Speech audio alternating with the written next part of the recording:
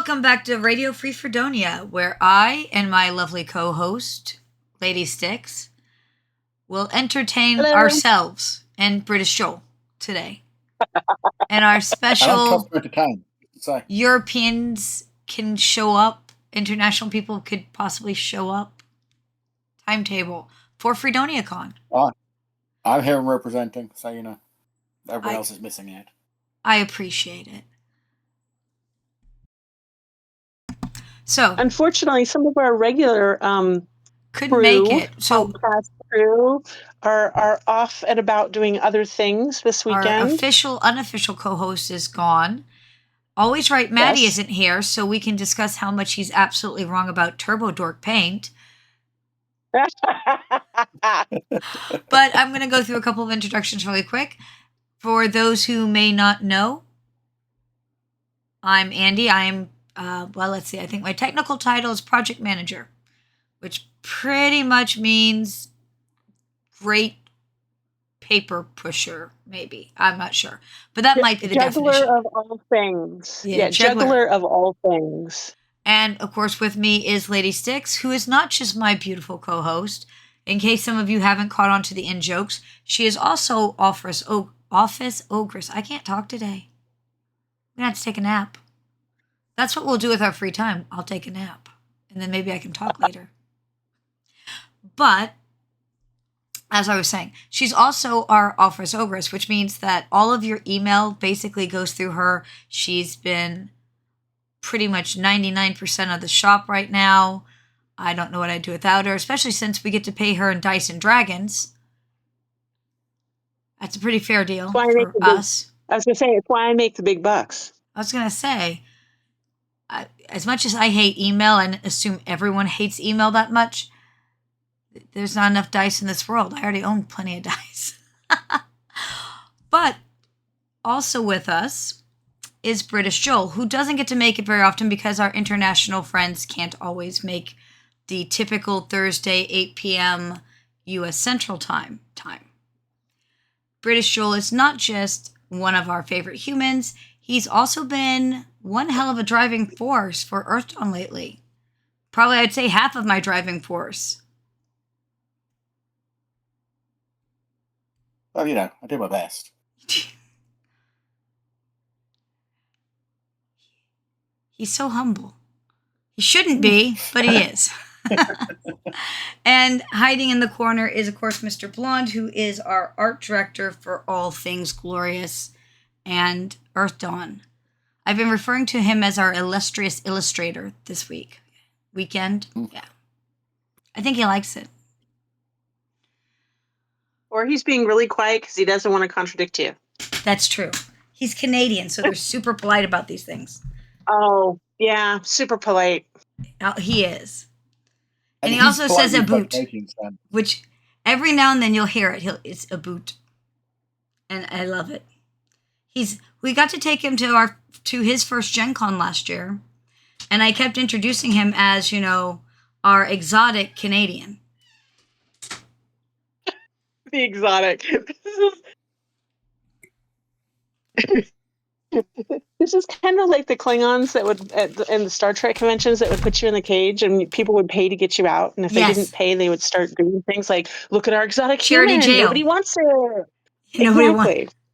Come on, somebody give me $1. Give me $1 for it. I remember the days of charity jails.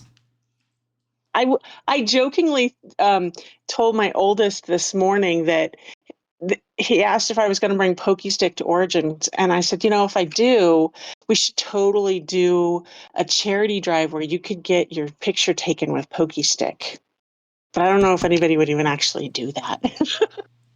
Well, first year, we just let you get your picture taken with it. First one's always free. And that's true. The following year, that's when we start charging them. But we have to pick a charity. Although I have a feeling with us in this company and all of our fandom, it's going to be some sort of animal thing. Something for our animal companions. Because as a fandom, we are super pro, kitties and puppies around here. Yes, and I will admit, I really enjoyed seeing the pics on the boards of everybody's companions that are fantastically being patient and listening to the voice from the sky while we all are plugged into the con.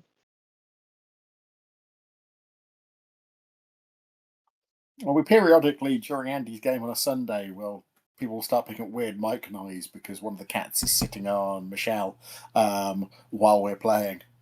I was gonna say you have an orange and a black. Yep. Okay, I got it right. Yay! There are pictures of them. There are pictures of them from earlier when we got back home, from when we'd out in bed, lounging on our bed, at remarkably close distance to each other because they're not entirely cats that get on. So you need another black cat, and I should put one of these 5 in a box, ship it to you. No. What? No. Pretty sure. 1,000 at the very least. So I didn't rescue them to have something bad happen, I guess. Wait a minute. Andy, you won't put one of the Papillons on a plane without a person in first class or like a plane ticket. One person got to take a Papillon on a plane. And there were many rules about that, yes. But the the Papillons have not been jumping off of things giving me heart attacks like the kittens. I don't know. They were so fragile and weak, which is why I ended up with them. And then, within a month, it's really crazy. By the way, Joel, you're never gonna believe this, but did you know that feeding them seemed to fix a lot of the issues? Something other human. I'm shocked. I know, but then they started to do stuff like they'd get up on the staircase and they would jump down 6-8 feet onto the chairs. And I'm just like, are you insane? About give me a damn heart attack. I'm having training sessions with my 2 Maine Coon well, I can't really call them kittens. They're a year, but for a Maine Coon, that's still a kitten. About the fact that they're learning a new command, which is down now, which basically means if you're on top of my 9.5 to 10 foot tall curtain rods, you need to get down. You need to get down now, because if I have to pull a ladder to get you down, we have problems. Yeah. And Maine Coons are big cats. I was actually talking about Maine Coons with Ross the other night. Yeah. These 2 are probably always going to be stunted. I took them on as failure to thrive, and one was a failure to thrive, and one had been attacked and mauled before they were 8 weeks old. And so at a year, they're just now I just want this to be noted that I'm not the only sucker. Please listen. Sorry. Hey, I'm technically, Andy, I guess with my foster stuff, I was a professional sucker, but now they're telling me, the doctors are like, nope, no more. So these are my last 2 probably. But so I'm still just a sucker. Damn, I should grow as a human and stop being a sucker. Jareth was an adoption from I think actually technically a client of a friend who worked in sort of care in the community type stuff, who one of their clients had had a cat that had got out and had kittens. We think actually a Norwegian forest cat that's in the area, and we're basically giving them away, so we adopted him. But Bast, who is the younger of the 2, we had 2 previous cats, Poodle and Archer, who were black and white cats who were adopted from friends of friends. But Archer had been taken into the vet to get his teeth cleaned. So Michelle had dropped him off in the morning and had heard mewing from the room and said, "Oh, what's that? Who's doing that?" And was told that it's the last of a litter of kittens. The vet had found a pregnant female cat while doing a farm visit. Yep. And brought them in. And so they'd been born in the vet surgery. The vet in question had adopted the mother. And there'd been, I think, 5 or 6 kittens, and it was the last of the kittens, who was 12 weeks old. And And during the day, I got a message from Michelle going, I heard this kitten had that story related to me. Am I allowed to go and look? Will you kill me if I adopt them? And I went, no, go and adopt the cat. I really wasn't going to tell her off for that. But we got... And you shouldn't, because she's wonderful. You let her have as many cats as she wants. Yeah, completely. When I first met my husband, we had a deal that I wouldn't complain about any of the miniatures and armies that he bought if he didn't complain about any of the animals that I fostered or trained for rescues. That's reasonable. We run on the principle of no more cats than we can afford. We now for years we did a 2 kids, 2 cats, 2 dogs rule. Yeah. We just kind of broke it recently because our older cats are like 15 and 16, and they're both one of them's a feral rescue, and the other one was adopted with health issues. It also was one of the last 10 years, 15 years, I've only done medical fosters. Yeah. But they figure with these 2 foster failures that I've done almost 1,500 different fosters in my life. Wow, that's worthwhile. Some of them are like, here for a night, gone. Some of them were like litters of kittens. Some of them were like here for months while they got retrained large dogs and stuff like that. But he's always been super patient. Yeah, no, Bast came home that evening, and we had her since there. She's now 15. Jareth is 16. So they're both quite senior cats, but... So what you're saying is you need a Papillon baby. No. We're cat they people, are not the most cat-like dog you're ever going to get. It's true. Well, let me rephrase that. Kitten-like dog. But Michelle, he's definitely pro cat. So you might manage it, but I doubt it. At some point, we will get more kittens. And we had a cat in a previous house we lived in, who had been found riding in the engine of a car, or the engine bay of a car. Had got out when the car had stopped and hidden underneath the ATM, the cash machine at a shop. And a friend interceded because they found people trying to get a dog to come and chase the cat out of where it was hiding. Why would you do that? That seems like a very bad way of going about this. It seems like a terrible way of going about it, but hey, and she hadn't got the space to foster another cat, so taking it to the nearest vets and had gone, look, but they'll do what they can for the cat, because he actually was in a fairly good state, because they hadn't got the dog at him, and despite being an engine bay, all he was mucky. And so she said, look, I know you guys are on the lookout for another cat. Do you want to adopt this one? And we did, but he really bonded really well with our housemate, who we were sharing with at the time, so that when we moved out, he was left behind at that house. And also they had a much better garden. He was a cat that really liked climbing in trees and things like that. But he had a lot of weird habits, so we think he'd been like an old lady's cat or something. Yeah. And then when she'd passed, he just got out and got on the run. And we don't know whether there was more story behind the hiding in the we suspect he was hiding in an engine because it's a warm place for a cat to go. Yeah, you're lucky that it was just mucky and not, because there's a lot of cats. Completely. We were half expecting to have burns, and that's the thing. And he came out, and he was just covered in soot, basically. But he had couple of weird habits of, he'd pop if you were asleep. You'd sometimes wake up to find him staring at you. You're popped up, looking at you, staring at your face to see if you were alive. Still, and he would, and sort of from being a small cat, a young cat running around wild.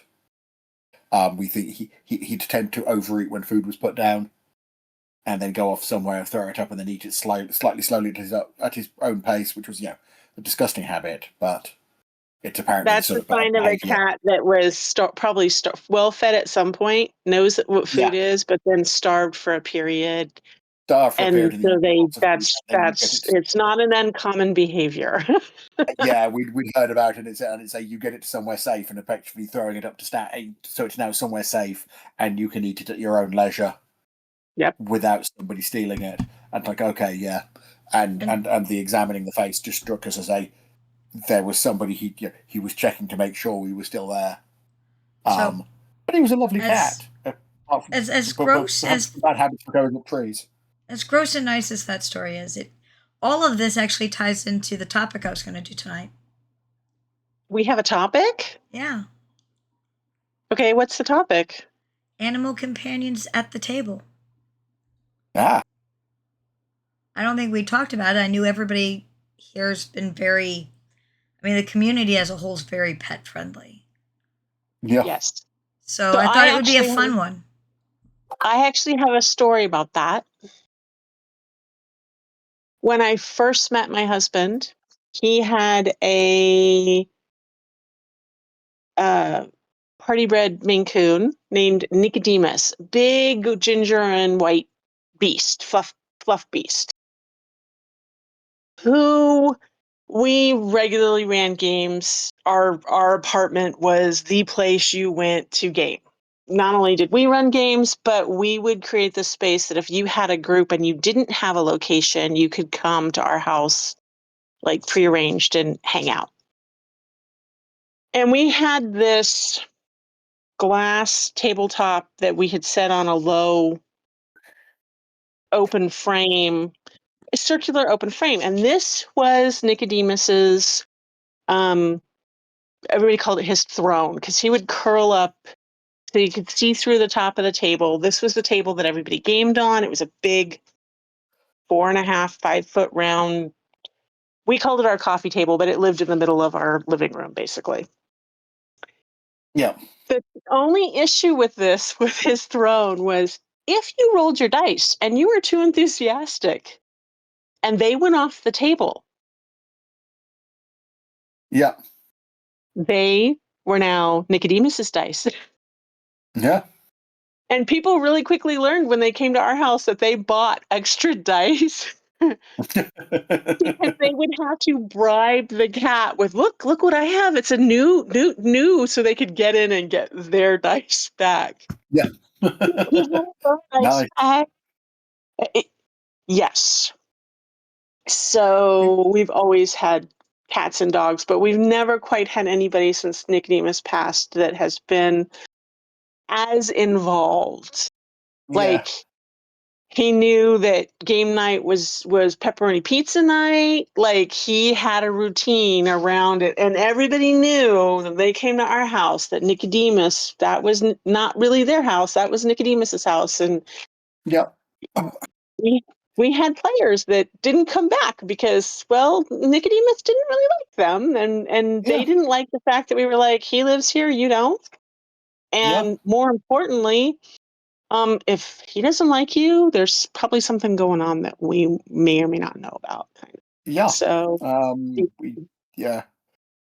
We've always done cats, and the cats get involved a bit. Jareth likes to steal miniatures with banners, because they have nice little handholds for him, or little mouth handle for him. And all of our cats and our friends' cats, if the friend whose house we game at sometimes, are very big on they will come and sit on your character sheet.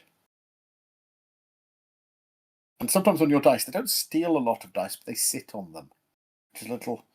Surely that's not comfortable. But I think that's a cat thing, because like Nicodemus's big thing was he'd snag your dice, and then unless you could bribe him off the dice with a new one, that was his bed.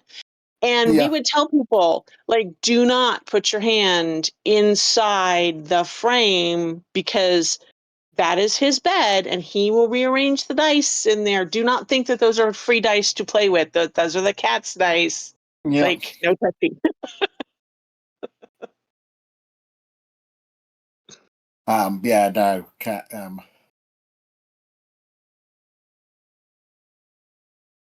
I think it's always because they're clearly somewhere important that you're paying a lot of attention to.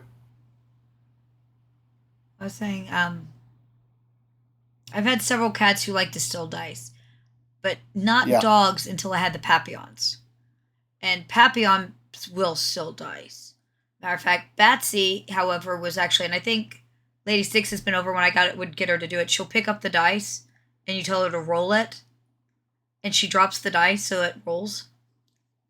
Yes. Stupid pet tricks for geeks. That's a thing, right? But what about within the game structure?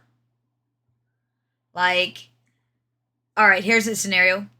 You have a Beastmaster at your table, and they have 18 pets, companions. I think some GMs find that a lot at the table, that many at one time. I know some people put in some rules to regulate. I also know with having you here, British Joel, and we've got Brad's character in our 1879 live play who has his own pet. What about rules for companions? Are we going to see that at some point in, or an animal companion type of profession? How do we feel about having 18 pets? What I can say I have a lot of sort of secondhand experience of this. Michelle is the big player of Beastmasters among our groups. That is probably her favorite discipline, and the name which she goes by on the boards on the Discord is Mithras, which is her high circle Beastmaster. And I sort of mentioned during James's thing, during the chats in there, we played them for a while, and then the ref had run out of ideas, and then we picked them back up again and played them again. But it is one of the changes we made, in that Mithras, in the early days of the campaign, had animal companions, and the animal bond talent in first edition had a rule about you could have its rank in animals bonded to you, and so Mithras had that many animals bonded to him who were an addition to the party, and they, I suspect, completely gave the ref a headache because there was a lot of quite powerful animals, though the power level of animals and your ability to enhance them in first edition was distinctly less than it is in fourth, which I think is an improvement in fourth. But he had a lot, and they were a major part of our of our party's thing. But given the Beastmaster is already a class that has an awful lot of attacks from relatively early compared to some of the others, it was a lot of times where there would be a lot of paperwork for Michelle to be handling during sessions, because she was running Mithras and 7 animals, and Mithras had 7 attacks, 8 attacks around, and all of that. So that when we came back to it, we went with we rebuilt the characters for 4th edition, with let's have a look and get them to be about where they were in first to being in 4th, which is it's a lot of legend points. We've really got to play out and see how the high levels work in Earthdawn. But when we played through it this time, we've played through it. He's only had a couple of animal companions, which were his 2, what we call, because we've had a 25-year time jump in campaign as well as in real life, because it's what makes the most sense to us. He's essentially playing with maybe the 2nd or 3rd generation descendants of the original animal companions, and he's got the animal companions that were his 2 most iconic, that's probably the right word for it, iconic pets, which were he was a blood elf, so he had a Whirlclaw, which is a weird cat-monkey hybrid creature from Bloodword, that whirl and claw you, hence the name. And a Skeox, the big spiky green stripy cat creature that James has done a wonderful piece of art with. And so those are the ones we have with it, and the Whirlclaw is mostly there for slightly comedy purposes, because the ref always used to. It was the creature that got the most characterization from the ref early on, and he played it like a very egotistical kitten. And Wellclaws are relatively dangerous at lowish circles, and they have quite a good attack roll step and quite a good damage step for the circle. Certainly in first ed, they did, and so it was regularly going last in the turn because it would roll terribly for initiative. But it meant it kept being the ones that would run up and go. There was a monster on like 2 damage left before it fell unconscious, and this tiny little kitty monkey thing would run up to it, claw it, and it'd fall over. And at which point it was entirely convinced it was winning every single fight we had, and then trying to eat whatever it just killed, which, given most of them were quite a bit bigger than it, led to it overeating and then falling asleep, thankfully. And it always used to sleep on its master's shoulders as a sort of very, very spiky living stole. But the traditional description of starting a fight was Mithras would grab the Wellclaw's leg and sling it towards the opponent, so it would fly off. It would be flying through the air and waking up, and then landing on whatever it was Mithras wanted it to attack. And then the Skeox was just the big beast we've got, and Skeoxes have always been a big, solid, dangerous animal that can do a lot of damage, so it was always competitive. And quite hard for him to have trained and tamed, but he rolled really, really well. So we got to keep it. And so he has what we imagine is probably the 2nd or 3rd generation Skeox, and probably about the 4th or 5th generation Wellclaw travelling with us. And that way it's oh look, he has pets. But equally it's not getting in the way and causing the ref too many headaches. Because they're useful, but they're not ridiculously powerful.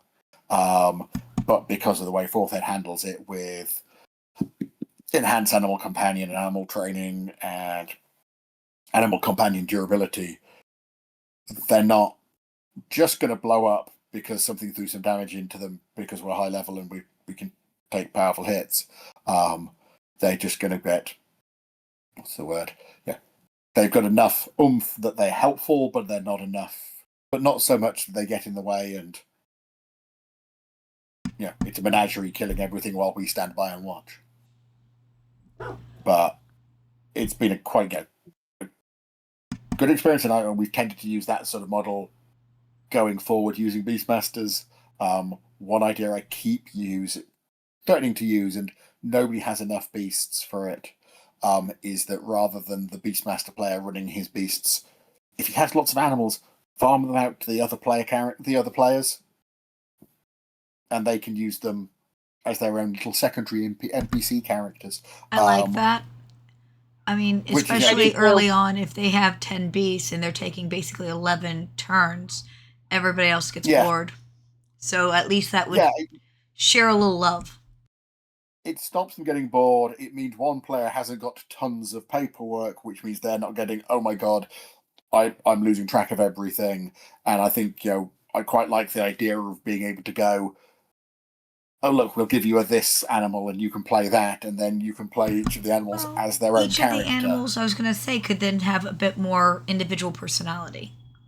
Yeah, and it's a good way of doing that, and it's, I think there's been some good advice that have come out through various sort of people commenting and forth, remembering that animals, while they are animals, they're not some sort of robots or drones, to sort of go into sort of Shadowrun-esque parlance. I mean, you have 2 cats. They have distinct personalities, I'm sure.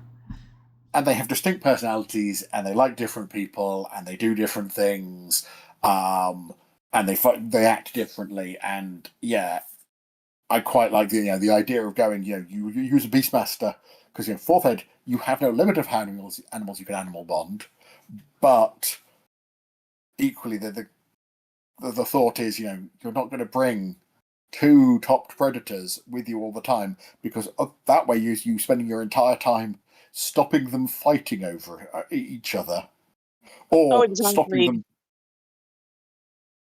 fighting over food or what have you, things like that. So there. It's never been a problem for a cavalryman to have a mount. A beastmaster having a pet or two doesn't get in the way too much works. But you have to go, and actually, yeah, it's manageable. Back in the day when Mithras had a small horde of animals, Morwen, my character, was an air sailor, and we started off with we'd helped some of the Twilight Peak trolls, and we got given a small boat for it, which was fine when we had a couple of animals, though the Skeorks did fill a lot of space in that boat. And sometime later, we did a little bit of what some people might call piracy, what we call aggressive negotiation and a vehicle purchase, and acquired ourselves basically a larger boat that was essentially a Theron grain barge. It's not called piracy.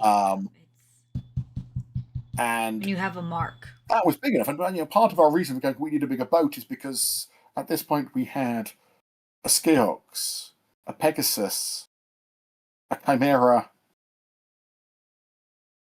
bunch of other stuff. And these are all big animals we can't fit in our little sort of 6-person boat.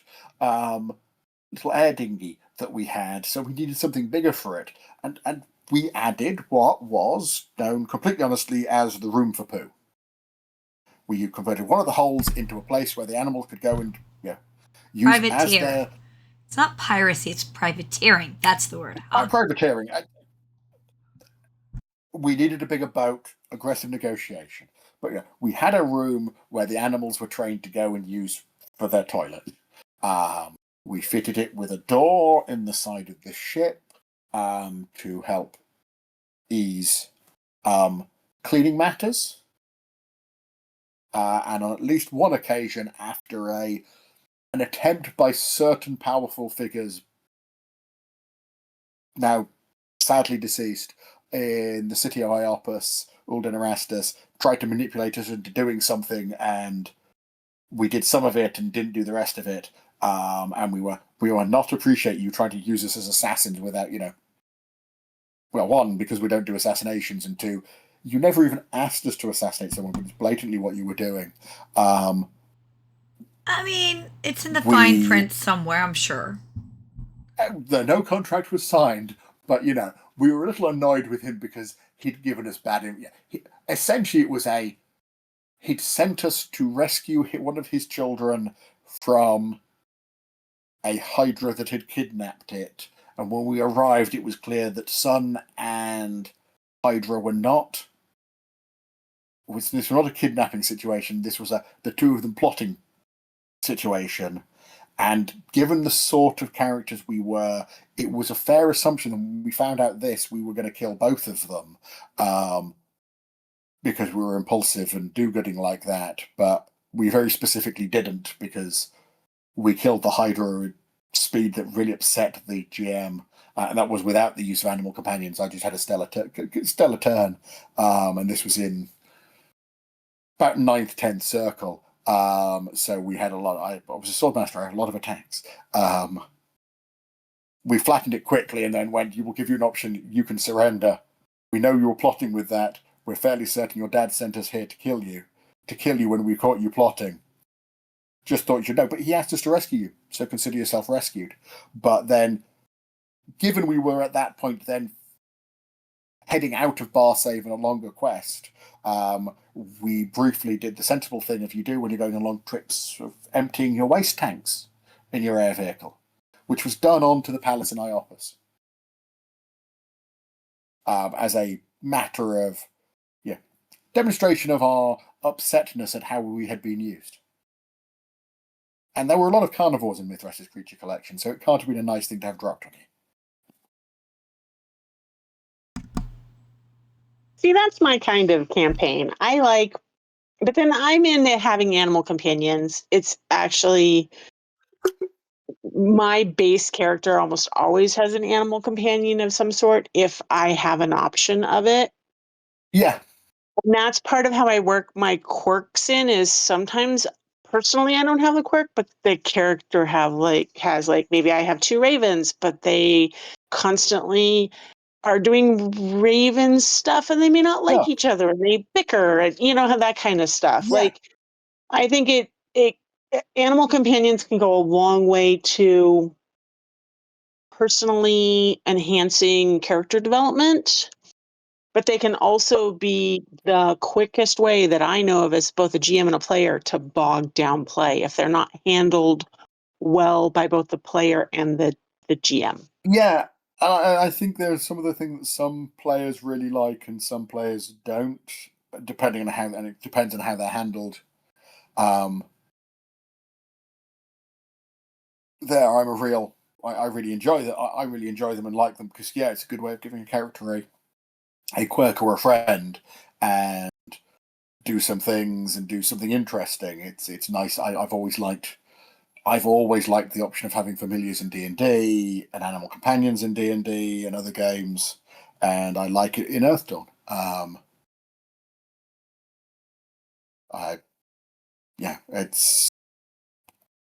I ran a campaign which I was running Dance of the Serpent, and one of the players wanted to play Beastmaster, but wasn't actually big on having animal companions. Which, really? But isn't that the point of playing a Beastmaster? Because that way you get to have a pet, and pets are cool. One of the other characters was actually a swordmaster, but had a horse. That his reason for joining the group and getting the job was because he'd lost the horse the night before in a gambling game, and needed some money so he could buy his horse back. That horse spent the entirety of the campaign, because it's Dance with the Serpent, you're wandering around a river in a jungle, not traveling with the party, but in a stable at their sort of last dry land port, with the player constantly worrying that they was going to run out of money for how much they prepaid the stabling, and sending it back, in a debate on how annoyed the horse was going to be when he got home. I had told the player that if we go back to that, they should really consider having their character multi-class into cavalryman, clearly based on how much that horse means to them. Yeah. And so it didn't even appear in the game, and it was still having an effect of being a personality quirk. And I'll say that, in Dance with the Serpent, there's some really fun bits involving animals and dealing with animals and potential animal companions that you can pick up. So, they're also kind of a useful form of, you can treat them as a form of treasure. Well done, you achieved this thing, found a thing. 1879, Nigel's bird is a bit of treasure. He's the only one who went and looked into it. And then he thought of something and he put time and effort into it, and I said, yeah, cool. Have this thing. Which will be both wonderful and bad. It depends on how much you like stray cats.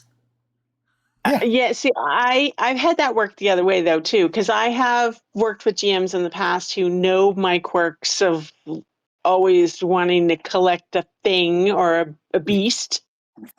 And sure, you see this cute stray dog. What do you do? Oh, I'm going to take it home. Oh, great. You just got a hellhound with all the hellhound issues, and it's untrainable. And how are you going to deal with it? Whoa, and whoa, I'm just whoa. Hellhounds are see. trainable. There's nothing that says they're not trainable. No, I know that. But Your this GM's being GM, an ass. The GM was being an ass, purposefully trying to break me of, and I knew this because they had warned me this is going to happen, right? I'm going to break you of this habit if it's the last thing I do. So I just took it the opposite way. I was like, but Flopsy's just the cutest baby, right? And turned that into part of, GM was so not happy.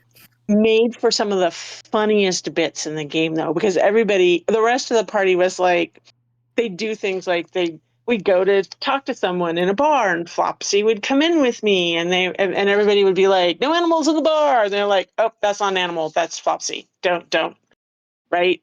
And then, or they'd sit back and purposely be like, "No, go ahead, kick Flopsy out. Like, make that happen. But we will pay good money to see this kind Can of we thing." take bets now because we want to make good bank? Exactly. So, one of the most memorable, and I remember it for twofold, but it was not Earthdawn or 1879. It was a Pathfinder game. And this one guy, he wanted a crow for a familiar, But he's like, I can't think of a name for it. And I'm like, well, it's obviously Brandon. And everybody at that table went and looked at me like, why? I mean, that's not a very fantasy name. And I'm just like, oh my God, you bunch of babies. And I didn't mean that as in like, I hate you babies. I meant as in young people who know nothing of the world. So I had to explain Brandon Lee, the Crow, like, okay. After a while, the guy, and I'm still friends with him, I still play with him, but he gets bored with character ideas. And it seems that part of his fun is making a new character, right? So he wanted a new character. And I'm like, well, what do we want to do with this one? He's like, I think we should kill him off. And I'm like, okay. The table finds out that this is happening and they're pissed off. And they don't get pissed off until after he dies, and of course Brandon dies. And they're like, what the why? And I'm like, because the Crow is his familiar. They're linked. When he went down, and they're like, they were mad. They were very, like, they had gotten so much fun out of this companion's shenanigans that they were ticked off over its death. So I'm like, okay, this is an exercise in group storytelling. Apparently, the table has taken a vote. Brandon the Crow is stronger than we thought and got to save again or something. And he survives and became like a little character all of his own as an NPC, basically. Yeah. But it's one of those where, I think I like people who have companions or things like that, especially like animal companions where they can have personality. They can be loved or hated or, cause complications. I've never liked it when somebody wants to abuse the system and have 32 of them so that everybody else at the table's annoyed. Because now you're defeating the fact that this is a game with our friends that we're playing together and not all about you. The worst I've ever seen was not technically animal companions. It was drones and a Shadowrun game where I think they had like 100 drones. It's like 99 drones. And it's like, okay, at least like attack as a swarm with them or something, because this is ridiculous. I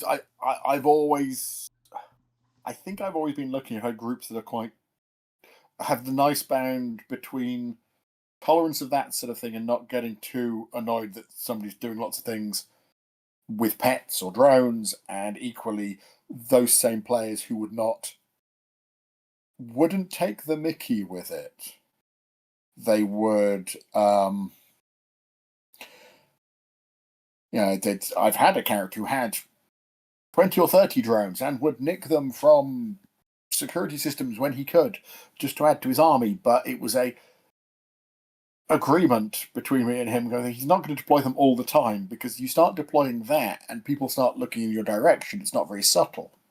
And, equally, sometimes you find the right situation where you can organize and send that many drones into a combat situation and do it. And at which point I went, okay, what are your drones doing? Okay, your 30 drones all with machine guns are opening fire into that racist biker gang who've coming along a highway. You've set up a good ambush for them. You did a lot of work to get them there. So your drones will delete that half of the encounter. Good work. That means you guys don't have to deal with them. And it was, it didn't take up too much time. It made logical sense. It was the time where if you had those resources, you would use those resources. So it wasn't breaking verisimilitude and all of that. But equally, it wasn't going, we're sitting here rolling one action. Yeah, so I think that it's important both as a GM and a player to have a thought or idea about how you're going to handle this stuff, because it sounds really good to say, oh, I have 100 drones.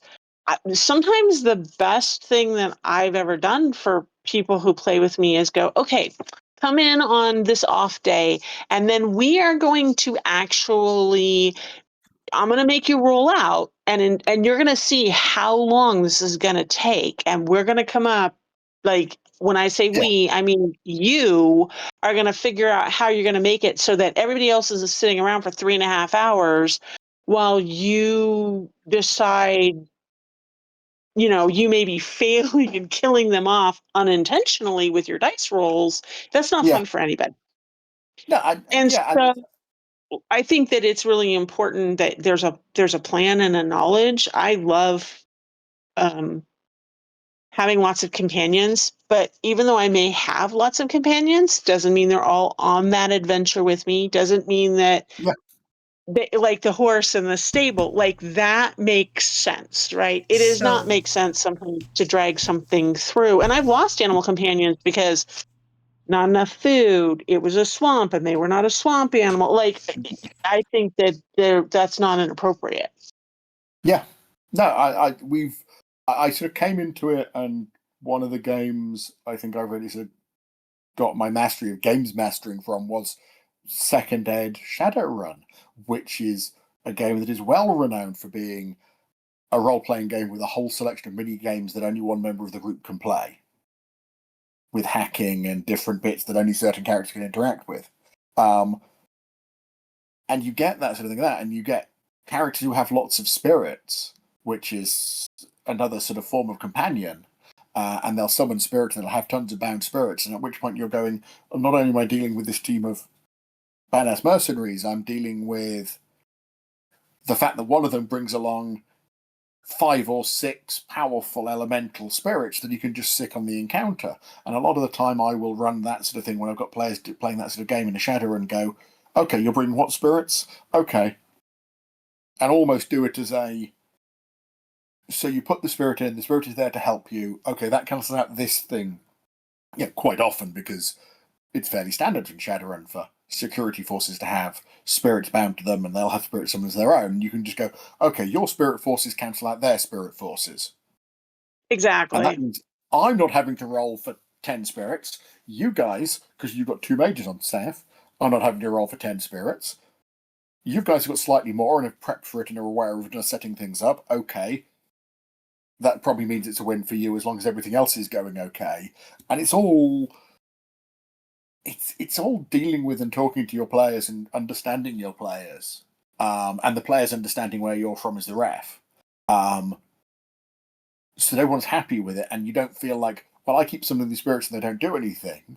No, make sure people know they're doing something. It's just you don't always have to roll the dice for it. You can just do it as descriptive text, as the example of drones deleting bikers, machine gun drones deleting bikers.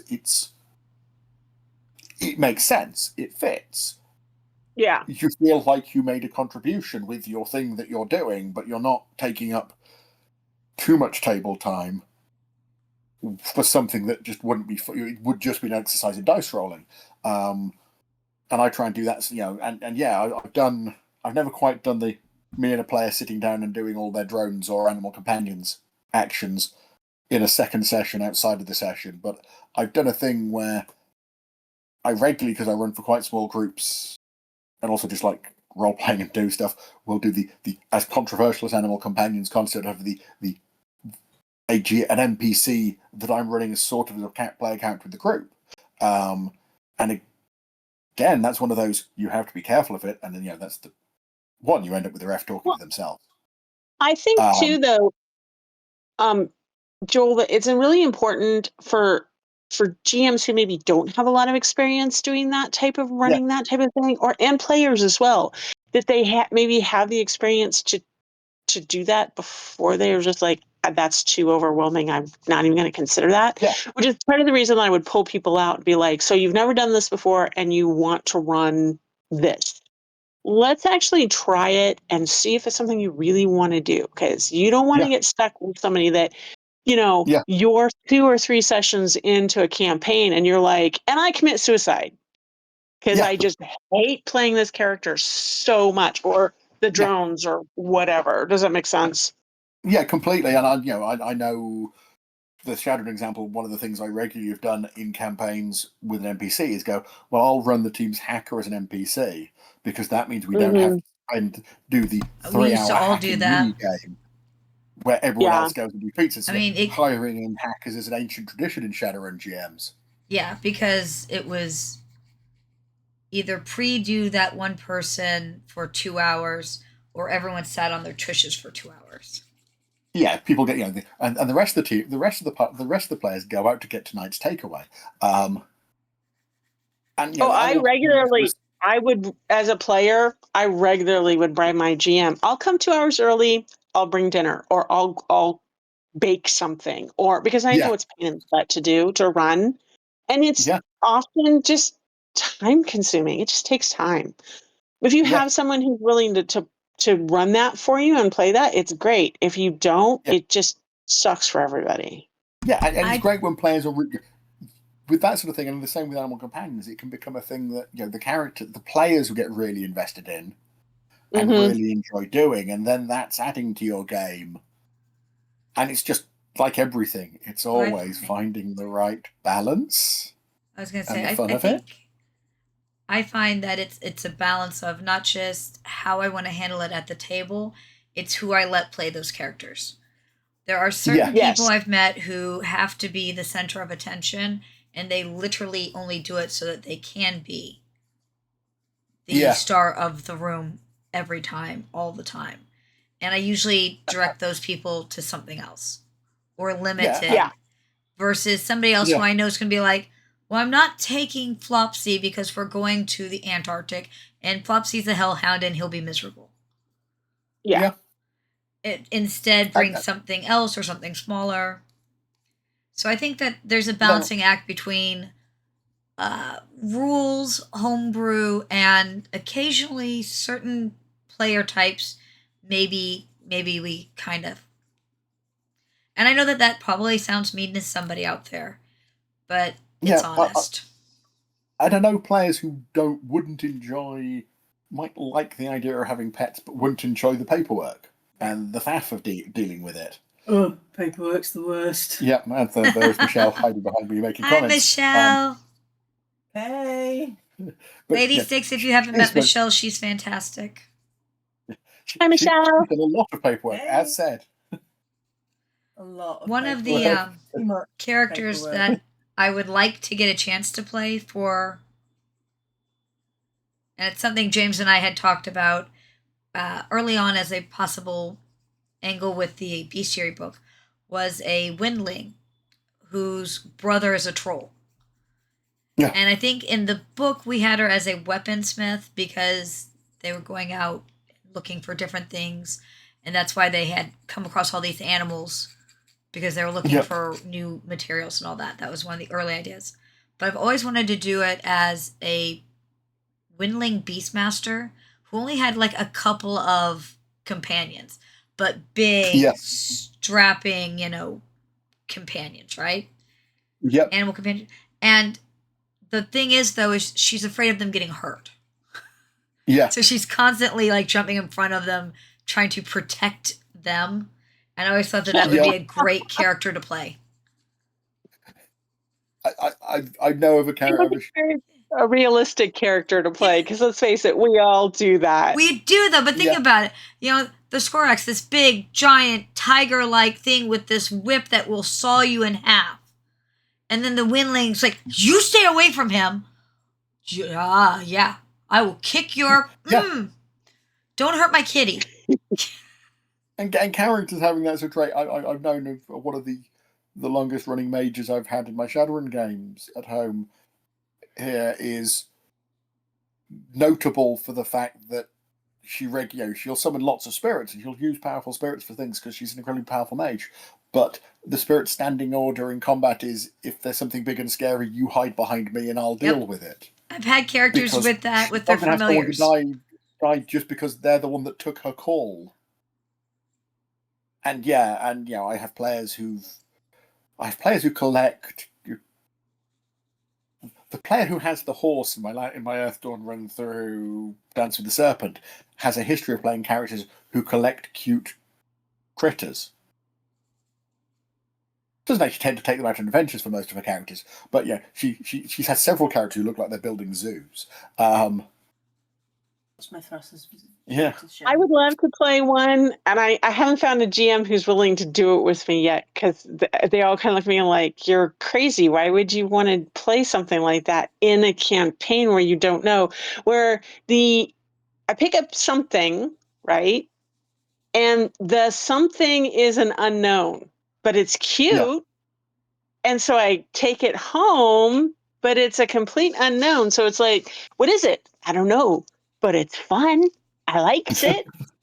Right? We could do that in Earth or in 1879 pretty easily right now. Because Yeah. the Yeah. Earth is just awakening, plus there's everything over on the Grove side. So it wouldn't be Yeah. hard to do that in We game. found an egg. What's it going to hatch into? I don't I know, don't but I know, love it but it's anyways. Exactly. It's cute, but I It's a will pretty love it. blue color. But I will love it anyhow. Yep, Just to be clear, exactly. Michelle's at that point grunting with the 1879 Animal Companions is grunting about the parrot. But Michelle's quite pro the stray cats, I suspect. If it makes Michelle feel better, I am not a bird person at all. I don't care for birds. And I like them. I do not. I prefer cats. Look. I like cats. I prefer dogs. But I have a whole bunch of kittens right now, so what do I know? But birds, no. My father wanted a parrot. This thing's going to live 80 years. And he's like, and then you'll take care of it. And I'm like, nope. And I was married to my first, to my girl's dad, my daughter's father. And they were like, well, we'll just go ask him. He'll tell us yes. And I'm like, I finally win one. And my father's like, wait, what? Because that was always their go-to. They would, if I said no, they would just take it to him. Yeah. In this case, he's the only person I had ever met who didn't like birds more than I did. It's like, I win one for once. I don't know whether it's sort of most sort of hearsay or a thing, or may just be standard pet shop policy, but I think I've heard it said that in the UK now there is the rule that basically you're not allowed to buy a parrot unless you have something, a legal documentation, your last will and testament that covers what happens to the parrot when you die. And tortoises. Yes. And tortoises. So because these are the really long animals that will live. I have an African sulcata tortoise.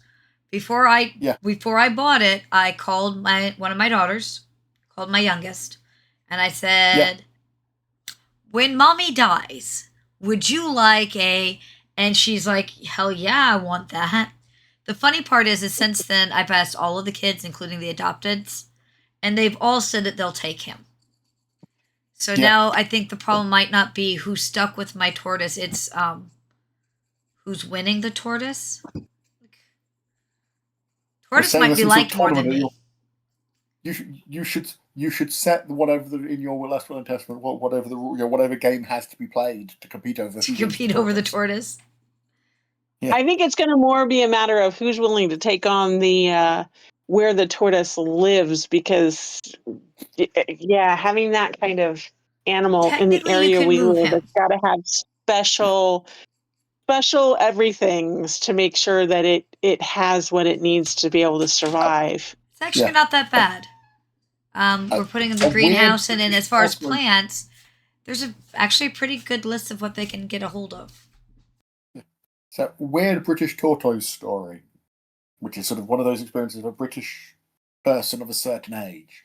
So in Britain, there is a program on kids' TV called Blue Peter, which is a sort of magazine show for kids. It does lots of different things. It has been going for a long, long time. They do cover various interest things. They have a garden. They do other things. They do cooking. They do making. The phrase "here's what I prepared earlier" in British parlance comes from that show, because among other things, they used to make all the presenters make the stuff themselves to prove that it could be done. And they would make several of them in different stages, so you could go, well, now you need to paint it and dry it, and so here's what I've done already. But one of the things they had in this was the Blue Peter pets, which were usually actually quite often pets of the presenters themselves. So there was several Blue Peter dogs, there'd been a number of Blue Peter cats, and there's the Blue Peter tortoise, George. And every sort of October, November time, they would have a special episode about putting George into his box to go and hibernate. And I remember that being, that was one of those signs that Christmas is approaching. Blue Peter are putting their tortoise in a box of hay. Mm-hmm. Because responsible tortoise ownership. And it taught us that sort of thing. It was that sort of show. It was a very... Which is cool. Very worthy show. My sulcata does not hibernate. No. But they're from a different... That's why we have to have a greenhouse built. I think there has been some change in the opinion since then on tortoise care, that probably sticking them in a box full of hay probably isn't great for them in the long run. And about that sort of thing. But it was, it was the accepted advice for caring for one of these animals at the time, so they did it and made a thing about it. And it was literally every year they would be, you get your tortoise, you fill a box, you put some holes in it so it can breathe. They talked through, and there'd be another sort of twin show to it in the spring when the tortoise would be brought out of hibernation and continued. And I'm probably fairly certain that tortoise is still alive. So mine should live at least 100 years, I think, or close to. So, but this is going to bring me to another, and I have opinions. Yeah. So sometimes players want something that's not the standard pet, something exotic, either an exotic coloring or just a completely, no, I don't want a cat. I would like a tiny raptor. Yep. That type of thing. My general opinion is as I ask them, is this a for flavor thing or are you looking for a certain rule set? If it's a for flavor thing, we pick something that's allowed that has a similar probable attack, like this has claws, what you want has claws. This will work, right? If it's I want certain special rules, it's a more in-depth conversation to make it not out of balance. But what do you guys, do you have rules? Do you have fun stories? What about, were you the person who wanted the exotic pet? I think you're far more generous than I am. If you want to approach something like that, for me as a GM, you better have it already worked out. And then it's a yes or no. Because I don't necessarily... I'm lazy in that way. I don't necessarily want to pre-plan that with someone or spend the time creating that with someone. See, as a GM, I want them to come to me so that we can decide, because just me blanketly saying no when I could have worked with them to come up with a yes isn't my general... I like to work with them to try to find that yes. I mean, I'll probably be somewhat flexible, but I don't want to if you come to me and go, I want to have a small bird that's with sharp claws that flies fast, I'm going to be like, you want a kestrel or a peregrine, or what are you talking about? Why do you need it? Are you looking for something for hunting or something for carrying messages, or I'm willing to work with them that far, but I don't know. And I have indeed been that annoying player that will walk up to my GM and be like, so what do I need to do to get a dump-to-dump? Right? I haven't done that in a while. See, I don't find it annoying. I like when my players are trying to think outside the box or something creative.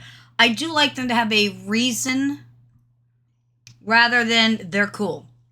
Okay, that's cool. Yeah. I get that they're cool, but why does your character get how does your character get a hold of it? Give me something that we can play with, and then we can iron out rules, because numbers rules. I have a relatively rare, because I GM so much, me being a player character story on this one, in that I was playing a character in an online Earthdawn campaign who was a shaman, who was probably best described as a Disney princess, but I blame Morgan for writing a spell that allows me to summon birds and animals to do the laundry. But I was looking through I will find an image for this character, and find a lovely image of a sort of someone doing witchy bohemian look, which was the sort of look I was going for the character, who was posing with a fox. And I went, well, I've been thinking of an animal companion. Ref, can I have a fox? and Earthdawn doesn't have a fox in its monster list. It has so a at the dog, time, though. There it you has go. a dog, and That works. But yeah, how did we handle it? We had a look, but me and him both had a look through the creatures thing and went, what creature do we feel works best? And I would have happily settled with the Refragon, we'll just use a dog. We ended up using one of the other ones, I think the Kue, which is one of the sort of cat lizard mounts, and just reskinned it because it felt a little bit more. It felt a little bit more like a smaller creature than the dog seems to be, whereas the dog is a bit more of a sort of. That's Yeah. and that's typically how I would handle. Like, I wanted this. Yeah. Okay. If I want a eagle, but it's purple, cool. Doesn't affect any stats. I don't care. I want a Please tiny explain to raptor. me. Okay, well, Yep. let's talk about what matches close enough, what we want to do with that, how we want to level that up. Yeah, I'm a great fan for so much stuff of going, look at stuff that is in the standard options and just reskin it. Because you can play around a bit of stuff and go, we'll use this instead of this. And it just works, it just tends to give you it doesn't take a lot of work, and you already know it's going to be balanced rather than trying to build something new and then going, oops, we've just created something broken. I mean, I have indeed created broken things a time or two. Sometimes it works out well, and sometimes it doesn't. And sometimes it's a case you have to turn around to the player and go, I'm sorry, that actually Animal Companion is... As we've done, it doesn't work. That Animal Companion is wrecking the game because it's just overpowered, way more effective than either of us realised. Oh, I've had that. I think that's really good. I think that's really good both for the player and the GM, because it allows you to flex the option to change things, or the option to say we're going to either accommodate or not accommodate. I think that there's far too many GMs. I don't know. I've had some GMs that are just like, they're really stuck in their way. I kind of find myself becoming that GM a little more after really. You're admitting you're curmudgeon. Myself. It is about time you I admitted am you're admitted curmudgeon. that I am curmudgeonly occasionally. But it also, that to me is where I'm like, okay, now I need to take the time to go, do I want to change it? Do I not want to change it? Do I want to change it forever or just for this situation?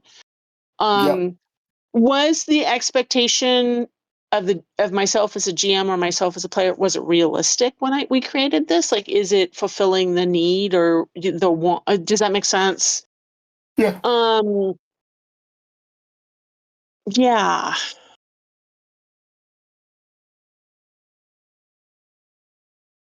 I'm a big fan of going, if you're wanting something because it's cool or it's in character and it works, I will be supportive as all hell for you to doing that. If you're wanting something because I think this is the best and most powerful animal companion and I'll be able to do this thing to break your game, there will be different discussions. Yes. And I'm lucky in that I have a fairly stable and regular group of players over here in the UK who I do lots of stuff with, and I know what bits they like, and they're super understanding, and super good with it.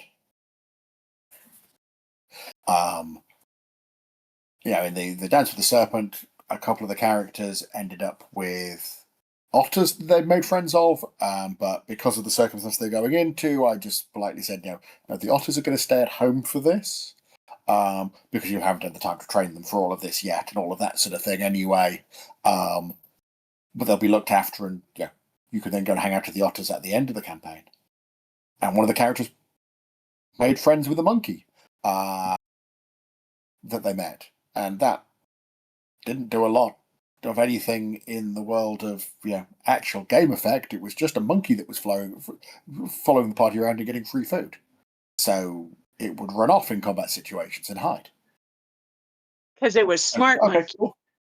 Smart monkey. And at some point when you have a bit more time, because it's an adventure where you don't get a lot of time to sit down and train your pets, that Beastmaster will be able to train his monkey to do useful things for him. But it's never going to be, it's a monkey, it's never going to be beating up dragons on behalf of the party.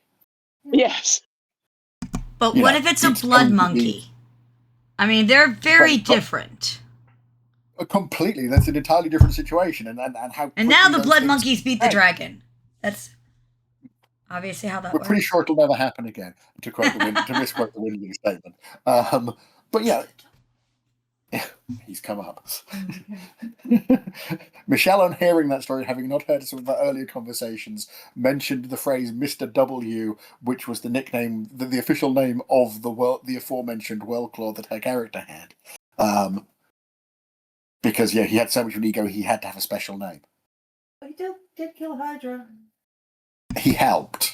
Yes, yeah. He killed a Hydra was his biggest kill. Sorry, Killstole. Kill stole a Hydra because he had like 2 hit points left. It happened all the time. Don't split hairs. Killed. He did. I The guarantee final when he blow- tells that story, he leaves out that stole part every time. Oh, yeah, completely. He was very useful. It's really useful to have somebody who just tootles around and goes, that thing that survived because the rest of you guys didn't roll quite as good damage as you could have. Yeah, just tidying up behind us. And at which point, we have a story about it. And essentially, it took out this big fight we were taking out. But because of how it happened, it was a big story, and we all know we contributed to the fight and did it. And like everything like this, it's, that thing.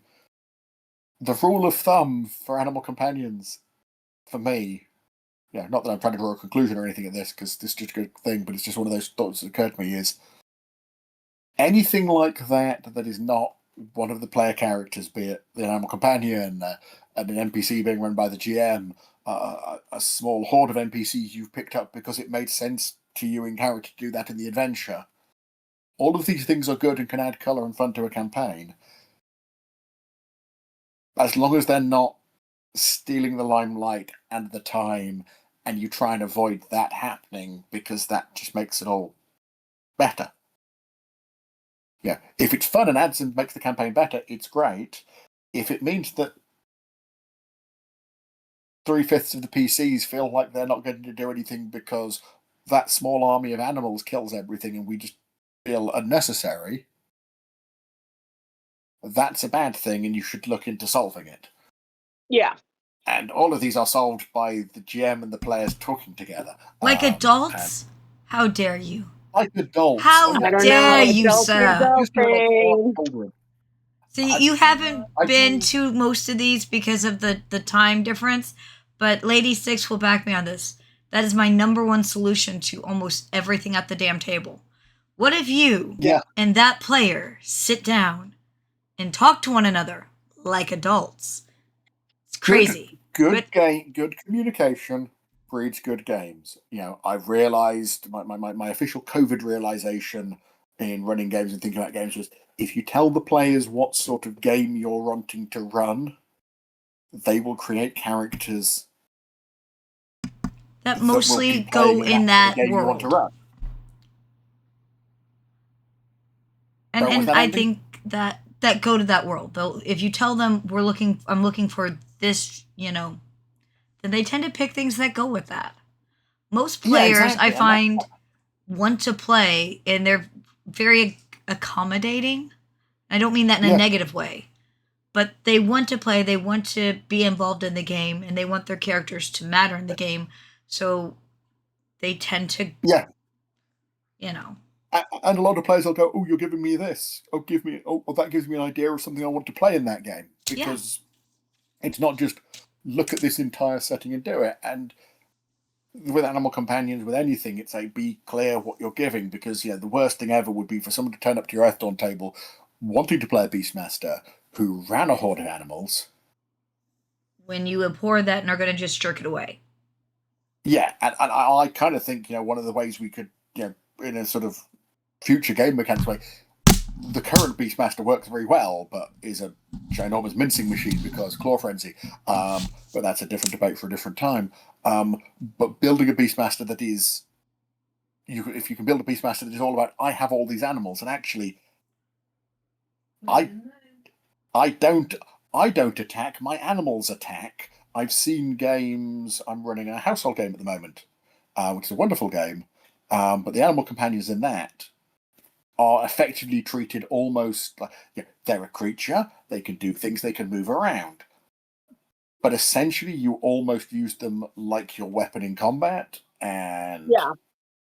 so Michelle, being as said, she likes playing characters with pets, has playing a animal handler in that, and her character has a hornet as his pet, which is essentially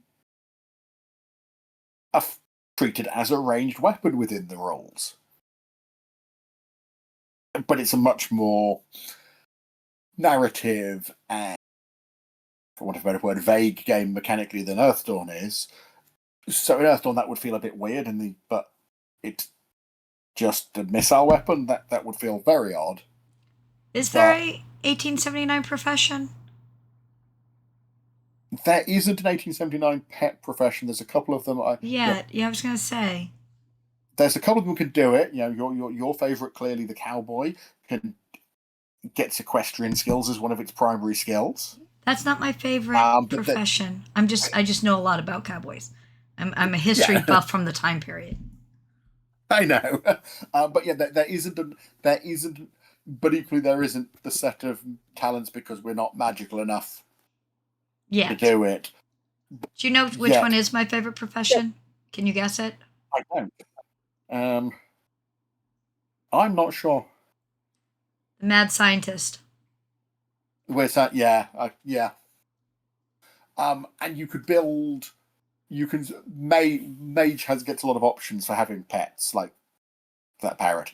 But you could do, with a little bit of work, you could do a Promethean weird scientist with, this is my pet. This is what my experiments have given it this week. Then you need an undead blood monkey. And everyone's going to be like, what's a blood monkey? Oh, that is terrifying and horrifying. Why do you have that? It'll be great. It's a monkey that drinks blood. What? Why? Because it's undead. God, they got to eat something. Andy. What? It's more than your actual real vampire. Hey, I added werewolves. Yeah. Andy, as I often do at the podcast, I'm going to give you guys a little bit of a time check. Happy to continue. We technically have tons of time. Okay.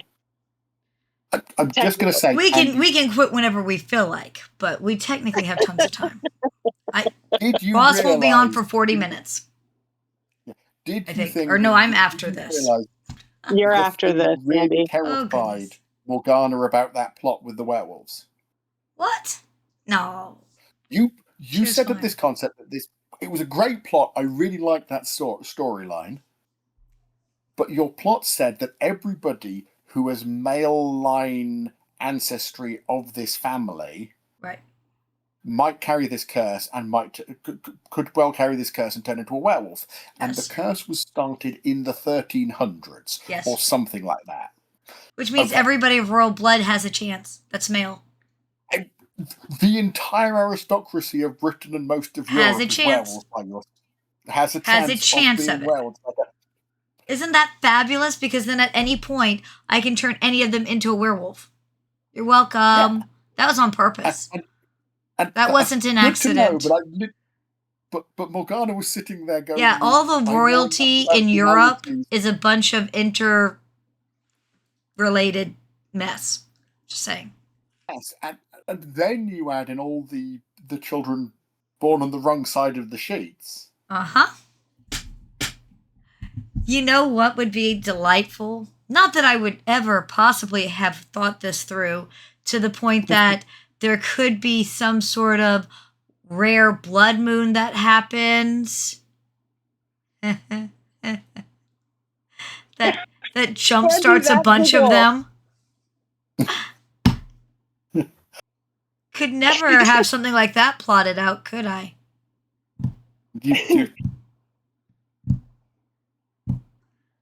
I mean, I'm sure you'll By the find a way, way to It's fix hard to it. wonder why Morgana drinks.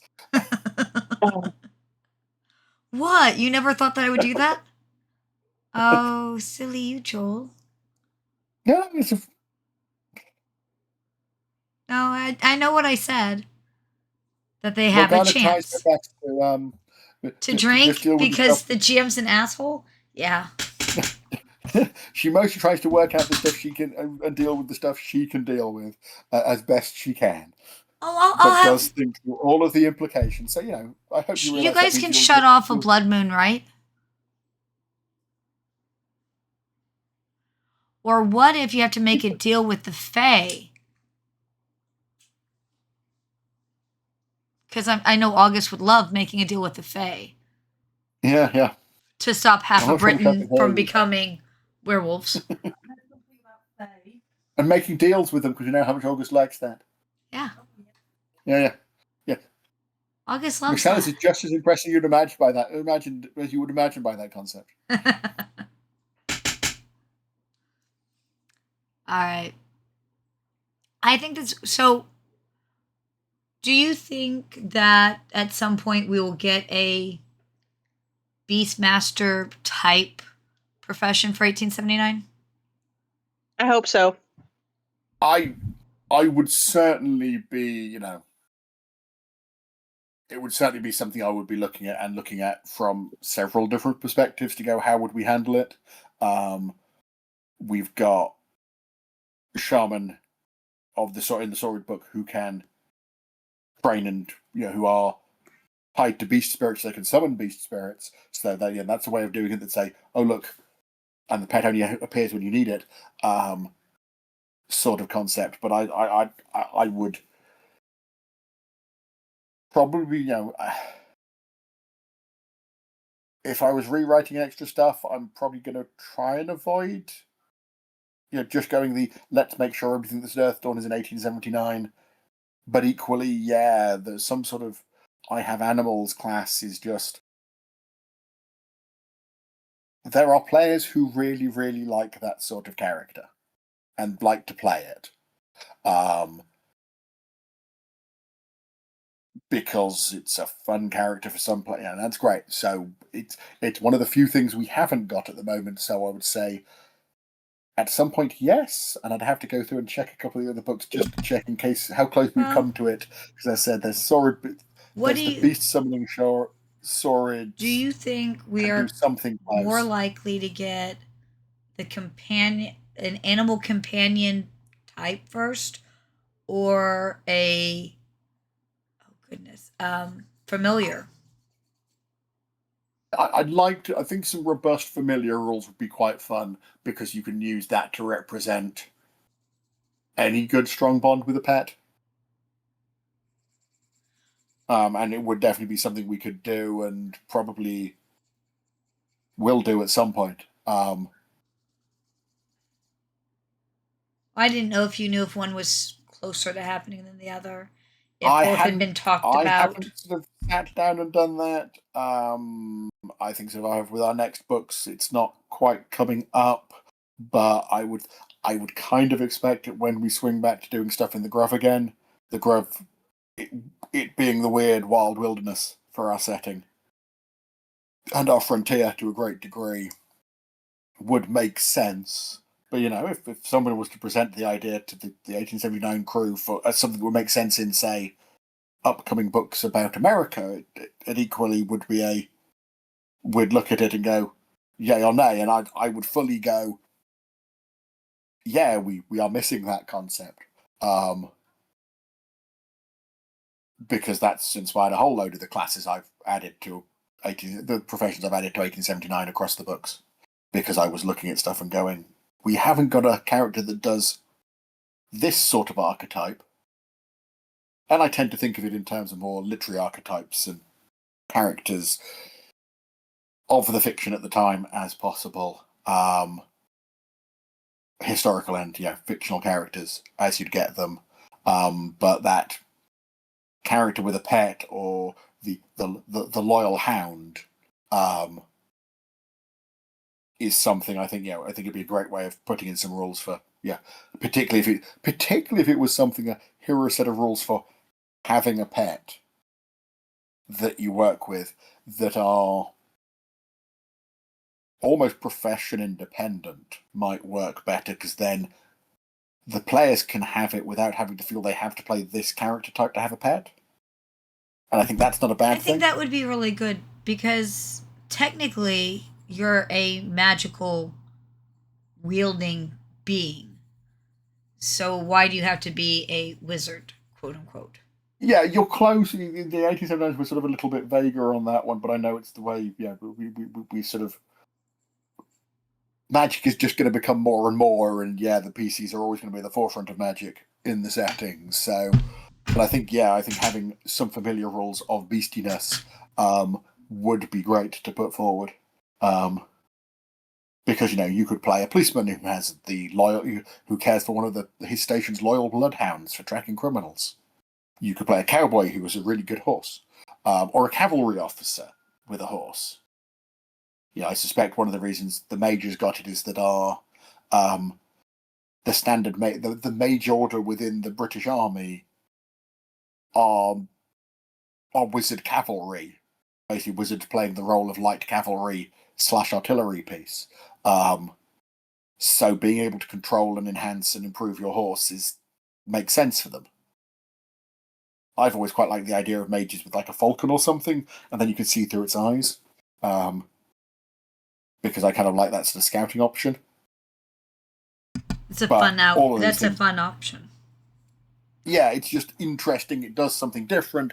It particularly is just a well done scry. Mechanics wise, you have a bird, you have a creature that can get out of the way of fights, so that's not too problematic. Isn't so threatening that people are going to blow it away with their biggest, heaviest weapons.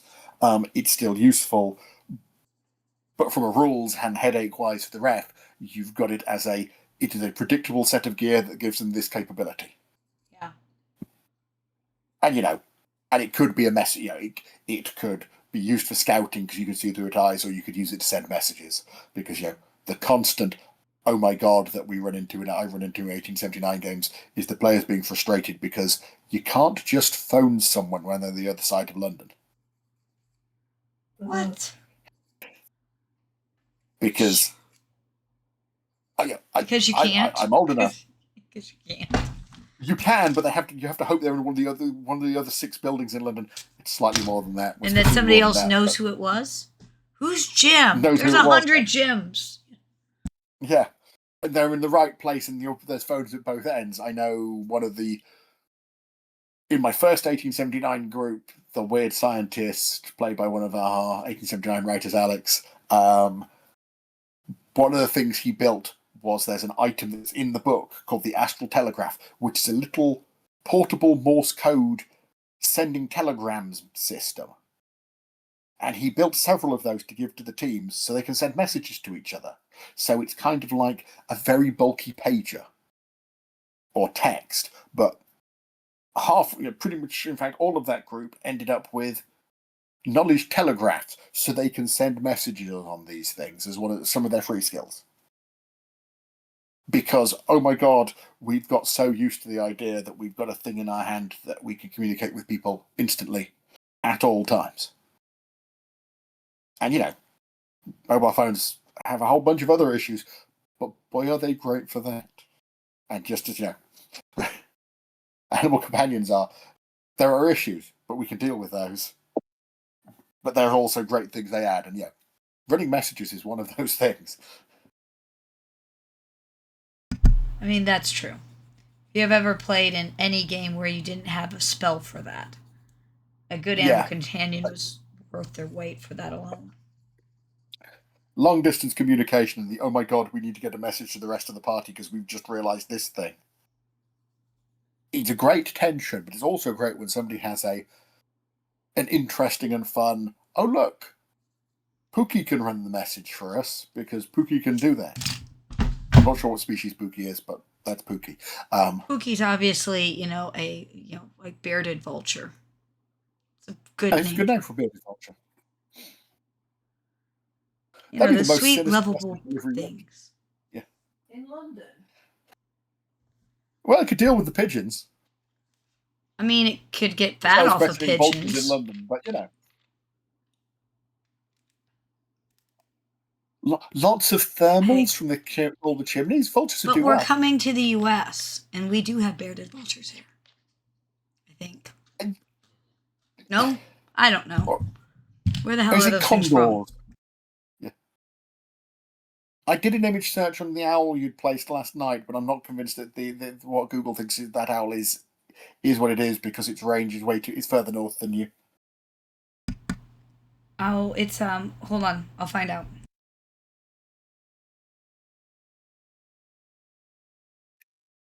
But I grabbed the picture you kindly shared and then ran it through a Google image search to see if I could work out what it is, and it came up with something. I'm not convinced that's the right animal.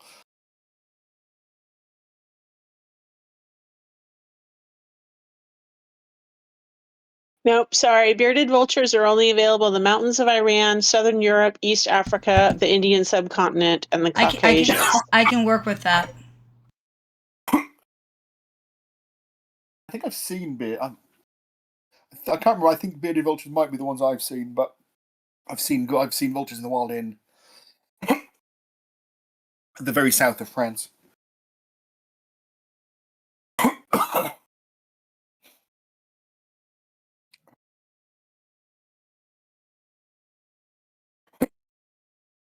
Back in a second.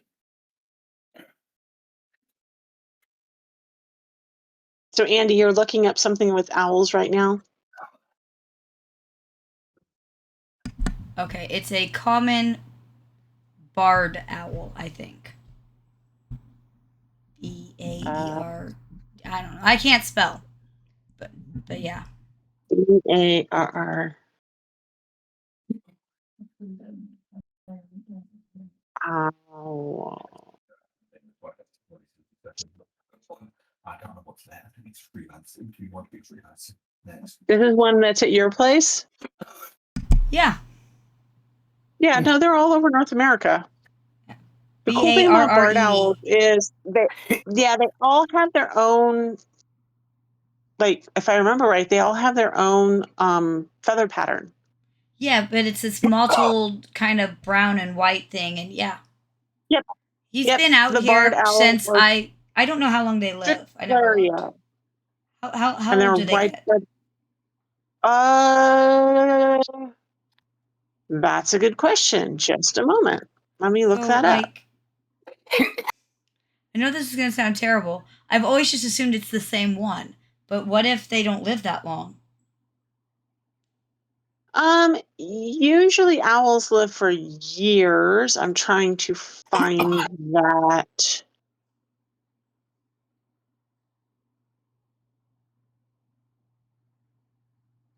Of course, they're probably not going to have, you know what? I'll just type it. 8 to 10 years. There you go. So it could be the same one. But yeah, they have he's very. Yeah, they're kind of this brown and white, kind of almost striped mottled thing. And he's been out there. Him and the woodpecker, which I've decided the woodpecker's more annoying. He's also loud. I saw a woodpecker this morning. I thought it was the coolest thing I've seen in a long time. It's a cool, I don't like birds, but it's a cool looking bird. The problem is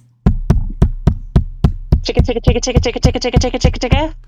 And sometimes there were days where that darn thing would just be at it for what seemed like hours. And then he'd shut up and be like, good. And then... Yeah, that's how they eat, dear. I know. Ticka, ticka, ticka, the bug. And yes, they will do it for hours as long as they're getting fed. But it's annoyingly loud some days. And I don't... Because I guess he was too close to the house. I don't know. But annoying.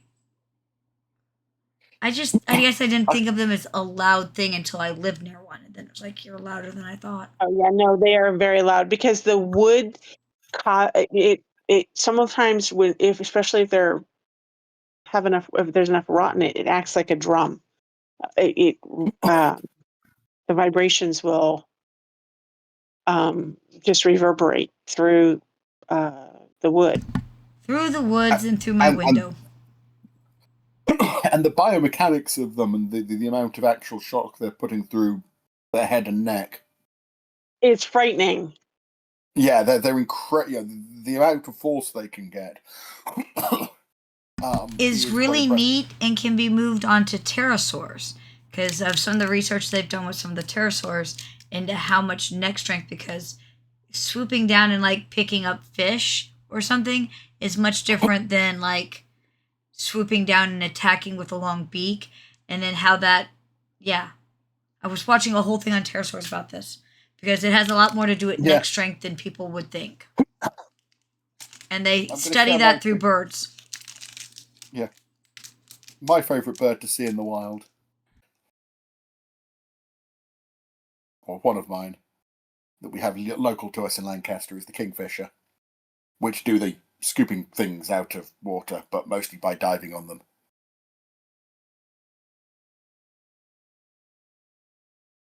But there's a startling amount of colour that comes across as you're going. Well, I'm gonna be bad. I'm gonna cut this here. Okay. I had a good time talking about pets and companions with you guys. Yeah, it's been Yes, marvelous. thank you, Joel. I'm glad that we were able to record a session and that you were able to attend. For those that missed it, I know they will enjoy listening, I'm sure, to Yeah, the recording. And it was a pleasure.